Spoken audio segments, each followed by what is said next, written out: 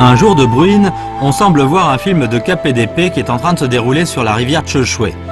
Apparemment doués d'une habileté extraordinaire, plusieurs hommes se tiennent debout, en parfait équilibre, chacun sur un long bambou flottant sur l'eau, comme s'ils marchaient sur un terrain plat. On croirait assister à une scène de démonstration du kung-fu léger, dit de flottement sur l'eau, d'un film de KPDP. Un instant plus tard, on voit ces hommes qui, d'un coup de leur perche, font avancer leurs tiges de bambou comme des flèches qu'on vient de lancer. Ces hommes habiles qui se déplacent sur l'eau à l'aide d'une tige de bambou sont en fait de simples habitants du bourg de Datrong, rattachés à la ville de Cheshwe, dans la préfecture de Zhuyi.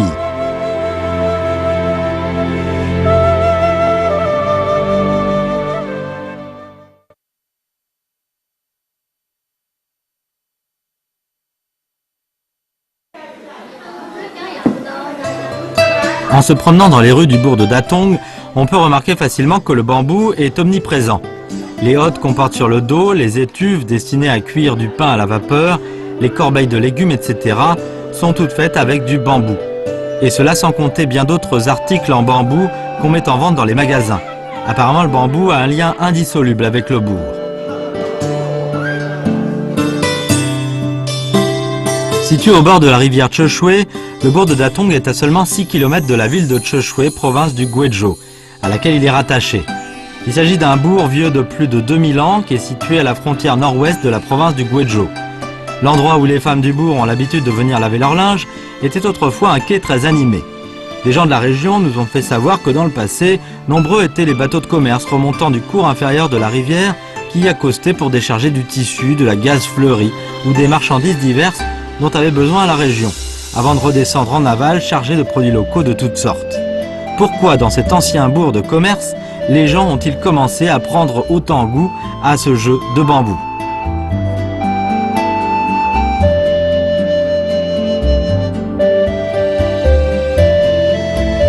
Le bambou est l'une des plantes les plus marquées par leur rythme de croissance. Il est capable de grandir d'1 mètre environ en une seule journée et de se transformer en un bois en un laps de temps assez court grâce à ses racines fort développées. Si le bambou est doué d'une telle capacité de croissance, c'est parce qu'il est depuis longtemps devenu une matière première indispensable à la vie de l'homme. Du fait qu'elle se trouve aux environs du 30e degré de latitude nord, la région de Cheshwe est dotée d'un climat propice à la croissance du Febe Jennan, genre de bois de construction très précieux. Dans les temps anciens, les gouvernements impériaux y envoyaient régulièrement des fonctionnaires chargés spécialement de faire couper ce genre de bois dans les forêts vierges de la région. Comme à l'époque, la rivière Cheshwe n'était pas accessible à la navigation, chaque bois de Febe Jennan abattu devait être conduit par une ou plusieurs personnes jusqu'au fleuve Yangtze, situé en aval de la rivière Cheshwe, avant d'y être lié en radeau pour être ensuite transporté vers un port d'importance majeure, puis enfin vers la capitale. Des amateurs de ce jeu se sont spontanément regroupés à Datrong et passent leur loisir à faire l'exercice du flottement sur l'eau à l'aide d'une tige de bambou. Il leur arrive aussi d'en faire de temps à autre des démonstrations à l'intention des touristes. Pour assurer le succès d'une prochaine démonstration, ces quelques jeunes hommes du bourg de Datrong poursuivent leur entraînement malgré le temps bruyeux et glacial. C'est à ce moment qu'un petit accident s'est produit.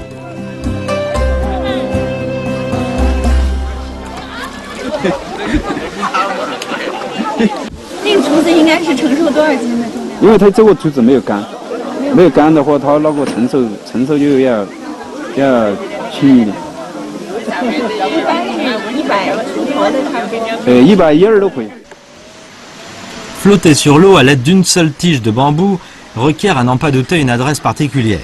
Pour réussir, l'une des clés réside dans la tige de bambou sur laquelle on se tient debout. Du fait que le bambou dont on se servait pour l'entraînement ne flottait pas bien, Chen Chang-yun a eu l'intention d'aller chercher d'autres tiges. Ce que Chen Chang-yun est venu chercher, c'est un de ces bambous géants. Est-ce que ces bambous élancés et qui semblent se courber au moindre souffle du vent pourraient bel et bien porter le poids d'un homme?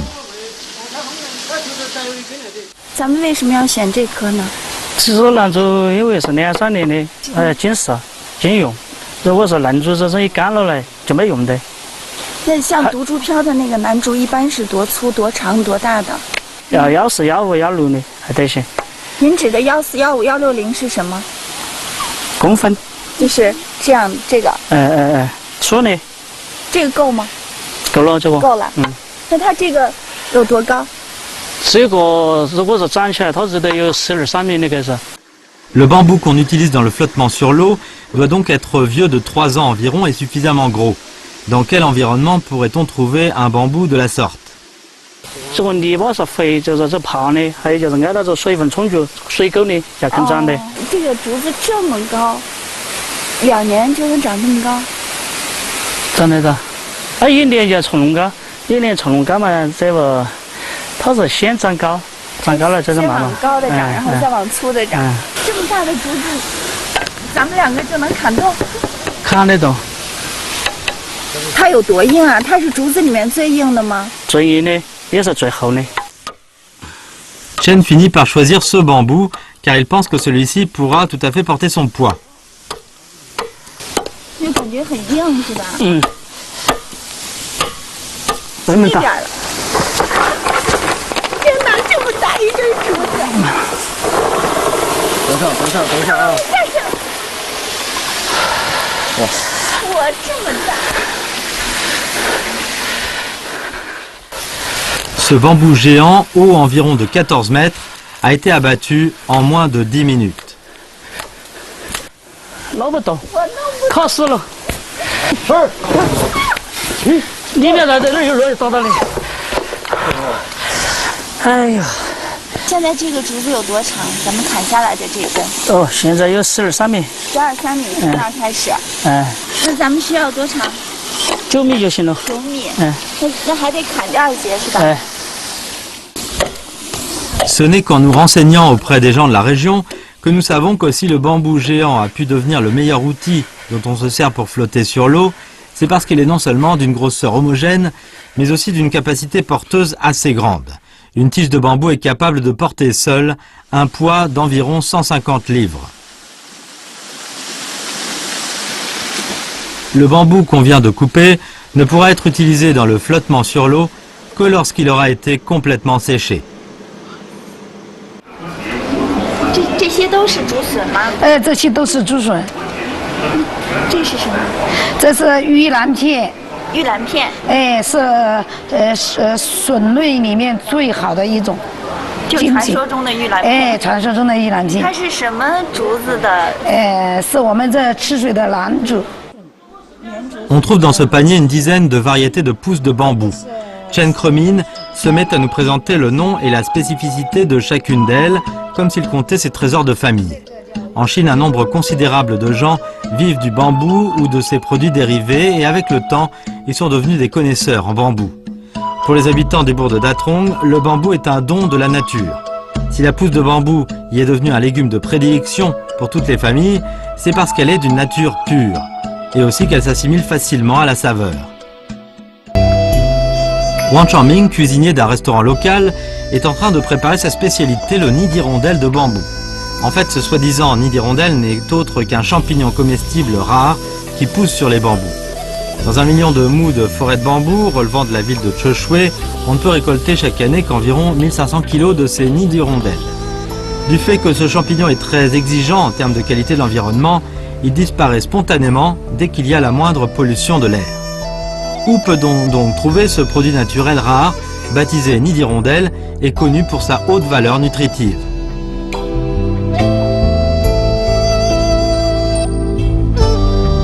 La meilleure saison pour la cueillette des nids d'hirondelles de bambou se situe vers la mi-automne. Malgré la pluie, nous insistons pour que M. Wang nous emmène chercher ce champignon précieux et rare dans la forêt de bambou.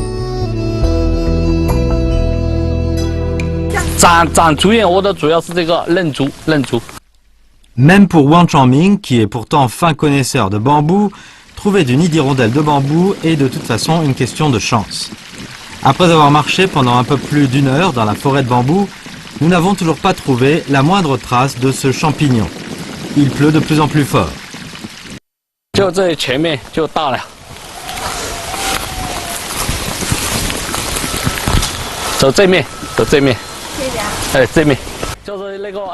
Au lieu de nous montrer ce que nous venons chercher, Wang attire d'abord notre attention sur des vers qui vivent sur des tiges de bambou.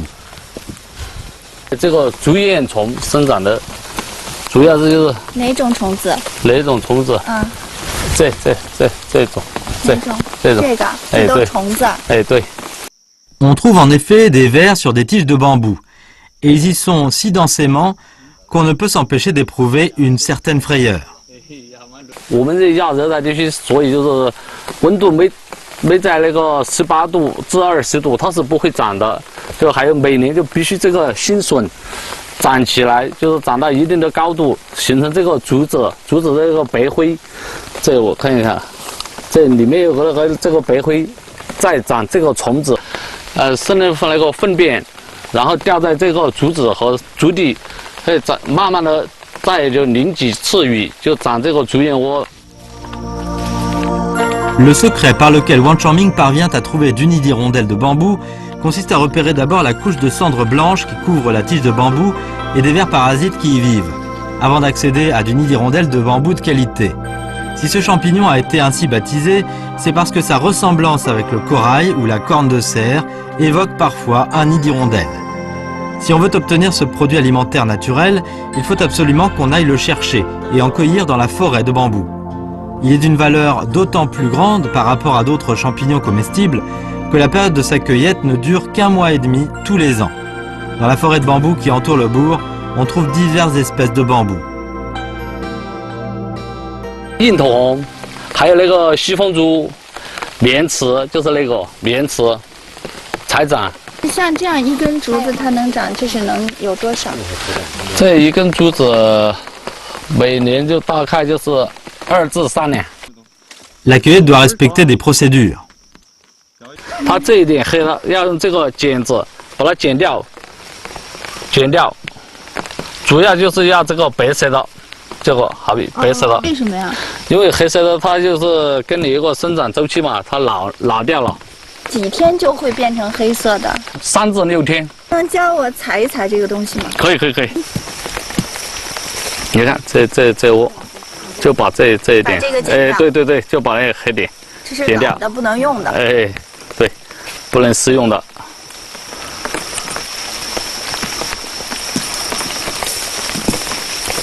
这可不能剪多了，这么珍贵是吧？是。 特别滑，是它口感很脆嘛，很滑嫩。你现在竹燕窝卖多少钱一斤呢？现在竹燕窝卖的是3至40元一斤。那么高的那些竹燕窝怎么弄下来？就这样摇一下就是钱嘛。揉下来再剪。你看我摇一下给你看。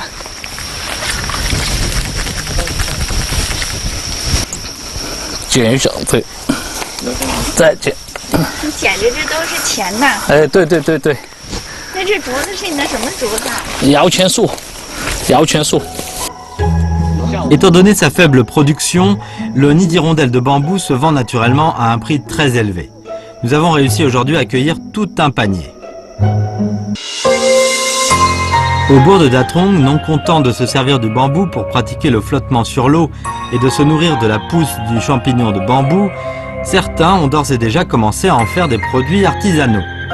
Une fois l'objet d'un traitement artistique, le bambou voit sa cote se multiplier. 这一节竹子的话啊，大概也成本就是10块钱，然后经过我们尖雕细琢的话，可能也可以卖到就是说5万块左右。 Liu Huaying a commencé à se lancer dans la sculpture sur bambou à partir des années 1990.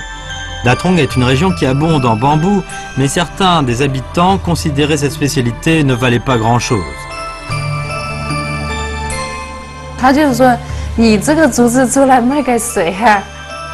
Bien que la plupart des gens ne prévoient pas un avenir prometteur pour la sculpture sur bambou, Liu Huaying n'a pas renoncé pour autant au métier qu'elle avait choisi.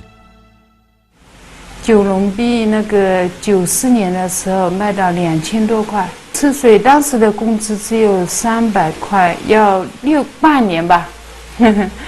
我用20天的时间就把它做好了。 À présent, les sculptures sur bambou de Liu Huaying font l'objet d'une grande appréciation d'une nombreuse clientèle composée tant de Chinois que d'étrangers. Au début de sa carrière, elle n'aurait sans doute pas pu penser que ce seraient des bambous qui foisonnent dans la région qui contribueraient à son succès. Pour le moment, son plus grand désir est de sculpter sur le bambou un panorama de son bourg. La peinture locale sur bambou est digne d'être considérée elle aussi comme un art exceptionnel. 赤水的古城图，对，赤水湖，它是我们一个码头，赤水的一个码头。这全是用那个竹子编的。对，就很细的那个竹丝，很细很薄的。 Chen Wenlan a consacré en tout 17 mois pour tresser ce tableau, qui a à présent une valeur de 90 000 yuan. Par quels moyens a-t-elle pu réaliser ce tableau dont le support est presque aussi mince que des ailes de cigale? En moins de 10 minutes, Chen a réussi à sélectionner un long bambou en tronçons de longueur égale. Et après un procédé de traitement supplémentaire, ces tronçons sont transformés en lanières ou en fils de bambou très fins. Ensuite, elle commence à se servir de ceux-ci, teints en couleurs différentes, pour tresser un tableau. Rien qu'en l'écoutant, on aurait pu croire qu'il s'agirait d'un processus assez simple. 用力，慢慢的拉，拨一下，只要用力到位了，它自己就开了。还挺得使点劲儿呢。现在这个下去，对的。我老觉得特别滑。您这个最细能细到什么？就是什么程度？就是1公分宽的竹篾，分到30小丝来编这个画。那跟头发丝 差不了多远了。 Le bambou dont on se sert pour réaliser les tableaux de bambou a pour nom latin Neosinocalamus affinis. Il a les nœuds plus distancés et des fibres fines. 他们感觉真没想到这种竹子会做出这么薄的篾，然后变成这么漂亮的画。 Ce qu'il y a de particulier dans cette peinture, c'est qu'on divise les tiges de bambou en fils aussi fins que des cheveux, afin de s'en servir pour tresser des tableaux d'une grande finesse.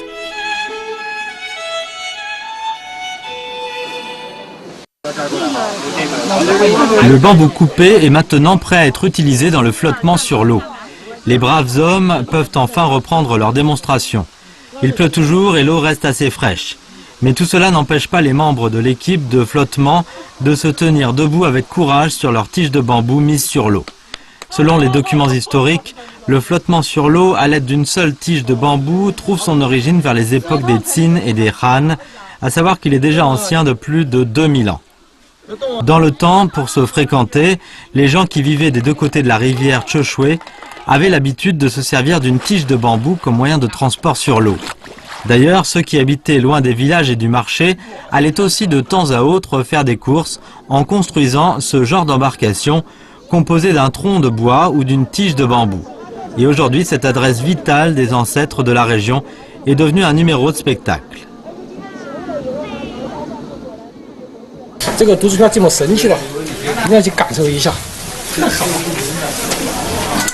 看，这么好啊，这么帅气。是这个，是这个，就这根儿，这个是这有多长这个4.7米，那个4.7米。？4.7米，一般承重量是多少？兰州承重量在70至80公斤，可以。70到80，它没问题。它没问题。我觉得我好像是120斤吧，60公斤，没问题吧？完全可以是，掌握它的中心点。两只手是这样拿的，扣住，左脚先上，对，左脚先上，这个脚掌要包住这颗兰珠，像这样，包住这颗兰珠，这样走的。这太简单了，简不简单？体验这个太有意思了，这个非常神奇，非常神秘。今天我就要感受一下，但是感觉挺简单的。对，就像这样，就按桌子。可以吗？对，真可以。放松啊！多少多边的小木，你要胸口了吗？能转个身吗？那装不了车，现在还装不到。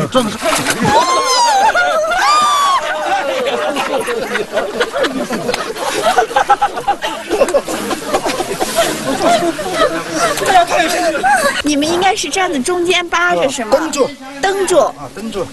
他是两边抓着。啊，他是他这样的。这不行。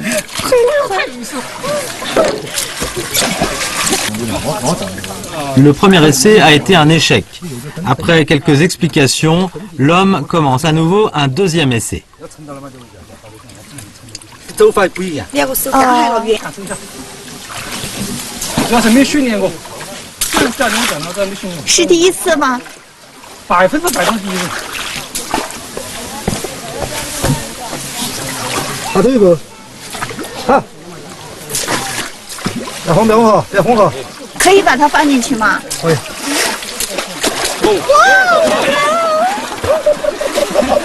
小龙了。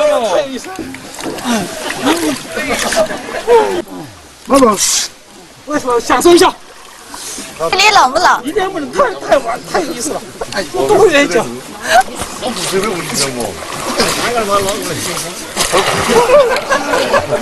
上不到，你是。那个是不是在想想哦？你换衣服穿。感觉怎么样啊？我觉得这个非常的刺激，非常的有意思。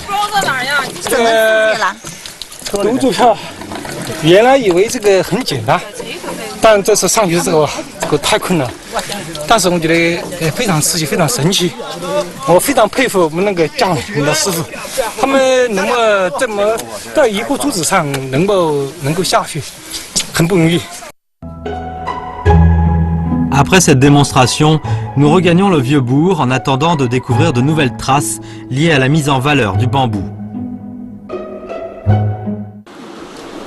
Sur le quai du bourg, M. Wang Changyun a allumé un feu de camp dans l'intention de faire goûter aux membres de notre équipe de tournage du riz cuit dans des tronçons de bambou.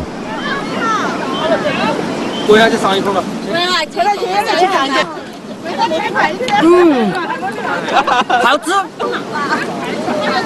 来尝一下，好香哦，好吃。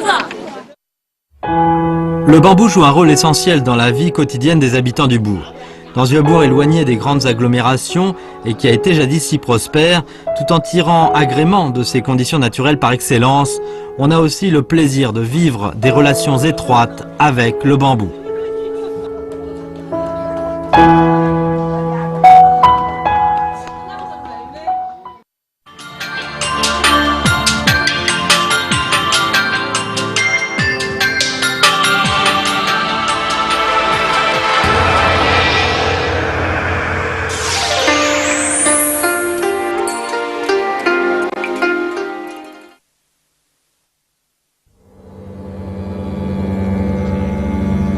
Ce bâtiment de cuivre, un édifice bouddhiste du temple Tiantrong sur le mont Wutrai, fut construit par le moine Miao Fong sous la dynastie des Ming au XVIe siècle, avec les donations qu'il avait collectées dans 13 provinces. À l'époque, il avait fait construire 3 copies. 2 avaient été déposées respectivement au mont Hemei et à Nanting. Mais suite aux intempéries, aux détériorations d'origine humaine, elles n'y sont plus. Seule la copie du mont Wutrai a survécu. Les 5 pagodes en cuivre représentent les 5 sommets du mont Wutrai.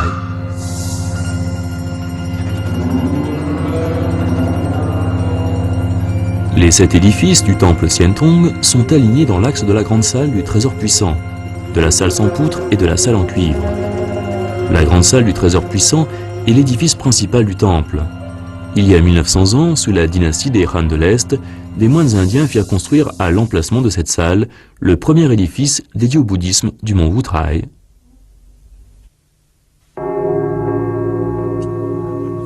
Introduit en Chine en l'an 67, le bouddhisme indien est parvenu au mont Wutrai l'année suivante. Comme le relief ici ressemble beaucoup à celui de Rajgir en Inde, au lieu du bouddhisme, des moines indiens décidèrent donc de construire un temple ici.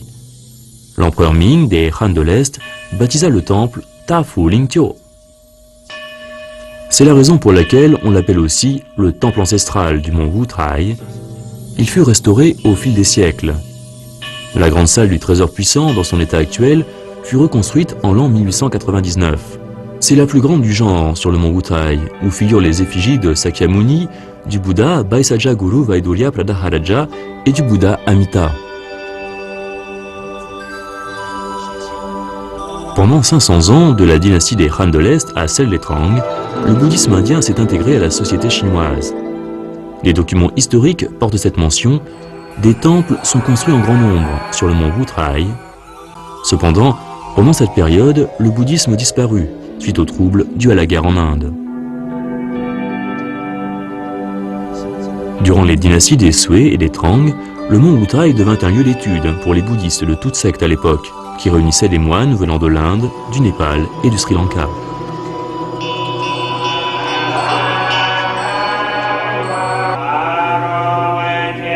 En 522, c'est d'ici que le moine Semata du mont Wutai partit pour le Japon par voie maritime pour y prêcher le bouddhisme. Par la suite, le Japon envoya en retour de nombreux disciples pour étudier les sutras bouddhiques en Chine.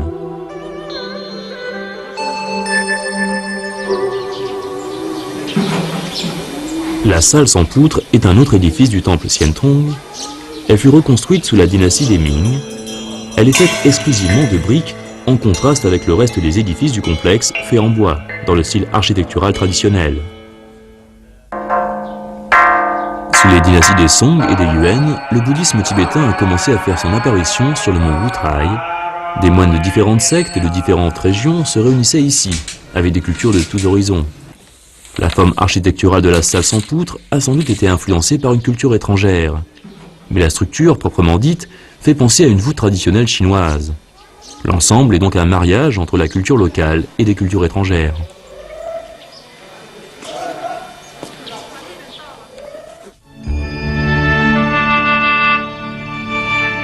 Le temple Xiantong connut les hauts et les bas du bouddhisme au cours des 2 millénaires qui ont suivi l'introduction de cette religion en Chine. Il est unique par le simple fait que des édifices construits avec différentes matières comme le bois, la brique et le cuivre massif coexistent dans un seul temple.